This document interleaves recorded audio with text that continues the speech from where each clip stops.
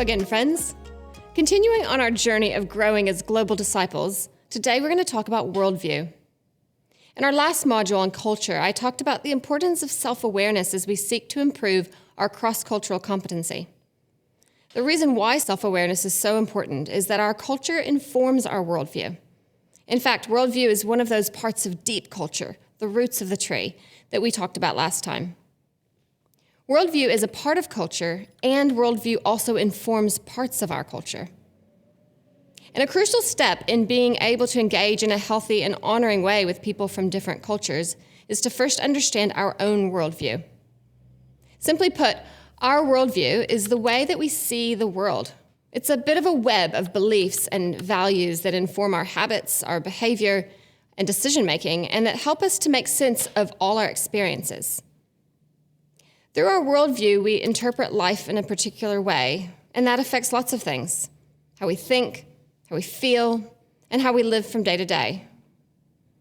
Our worldview will also affect the internal process that we go through when we encounter people who live and think differently from us, which is why it's so important to do the work of understanding ourselves and our own worldview.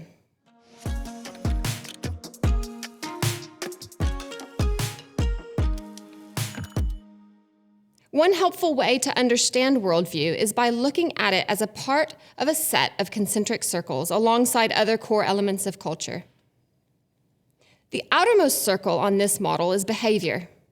And in this circle, a person might ask the question, what is done? How do we do things in our culture? The next circle on this model is values.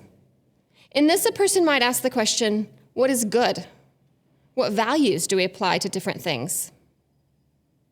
The next circle on this model is beliefs. This asks the question, what is true? And finally, at the core is worldview. This asks the question, what is real? Worldview is at the root of all those things, and it affects so much. As we learn about our own worldviews, we also learn about the relationships between these things. For example, the way we behave in a certain situation might communicate a certain value to me in my culture, but a completely different value in another culture. As I shared in Module 3, we have an adopted son who's Cambodian. He came into my life when he was 6 and had previously been raised exclusively in a Cambodian cultural context. As is the case with any child, by the time he was 10 or 11 and started to cross into pre-adolescence, we began to have more complex conversations together where we were redirecting his behavior or helping him with healthy decision-making. Every time we had a serious conversation with him, he would look down and not make eye contact. It felt rude to me, and I found it really frustrating. I would tell him, look at me when I'm talking to you. And he would try, but then before long, his eyes would be back down to the ground. By this time, I'd been living in Cambodia for 4 or 5 years, and I knew those visible bits of culture relatively well. Still, I missed the root of this behavior from my son. He probably didn't even realize why he struggled to make eye contact, but I suddenly realized that it was because in Cambodian culture, the most respectful thing to do when a person of authority is speaking to you is to assume a position of submission and not make eye contact. Their worldview, the center of that circle, places highest value on respect of authority. In Cambodia, that worldview and values expressed through the behavior, which is the outside of the circle, of diverting eye contact. Whereas in my culture, respect is communicating through making eye contact. Despite the amount of time I had spent in Cambodian culture and even raising a Cambodian child, I'd somehow missed this. Along these lines, in her book, East Meets West, artist Yang Liu has some really helpful illustrations that help to articulate some of the core differences that she observed as a Chinese student living in Germany. The blue side of these diagrams represents a typically Western culture, and the red side represents a typically Eastern culture. The first one is about expressing opinions. Expressing opinions can be handled differently in different cultures. In some cultures, when somebody says apple, they mean apple. But in others, when somebody says apple, they actually mean pear. One very common example when engaging with a different culture than my typically Western worldview is when we ask for people to do things for us. We expect them to say no if they don't want to, but that rarely happens. This can be because their worldview places a high value in hospitality, so they may very well agree to things that are actually hugely inconvenient or costly to them. It would be shaming for them to tell us no, but likewise, we might feel horrified if we knew how high the cost was for them.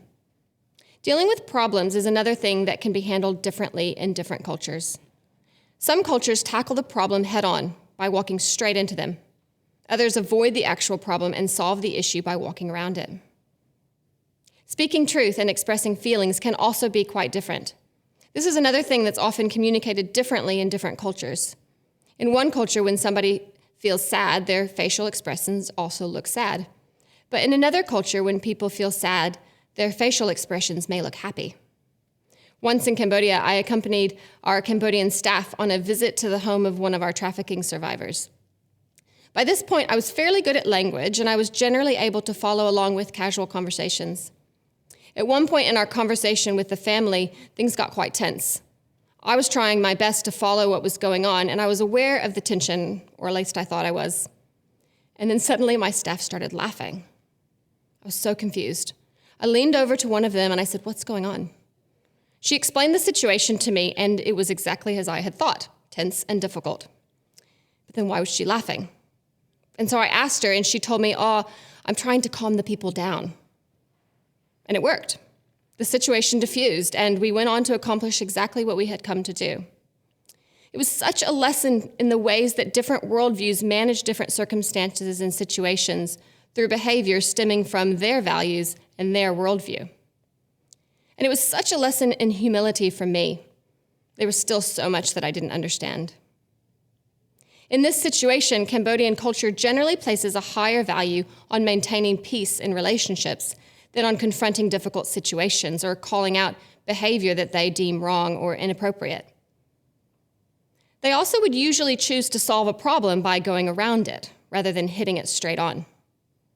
In my worldview, I place a higher value on speaking truth than keeping people happy with me.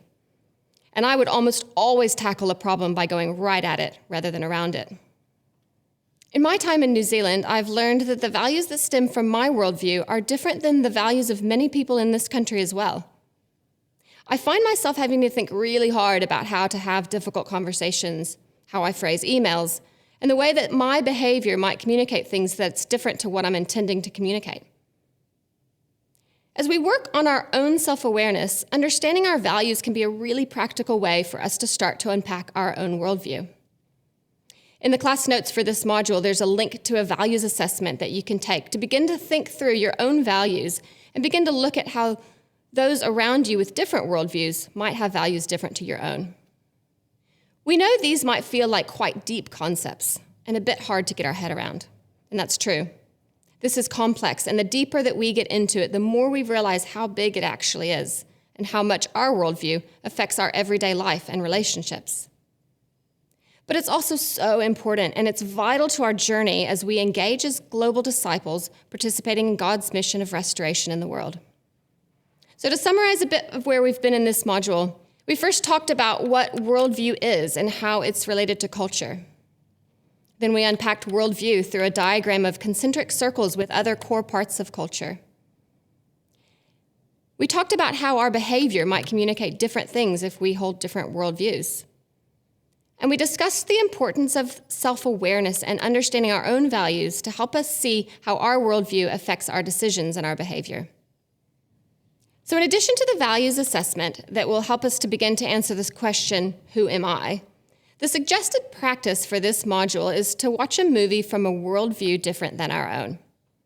Find a movie that was made in a different country and likely in a different language, and as you watch it, reflect on how it reflects the worldview of the people who made it. You can also do this with music.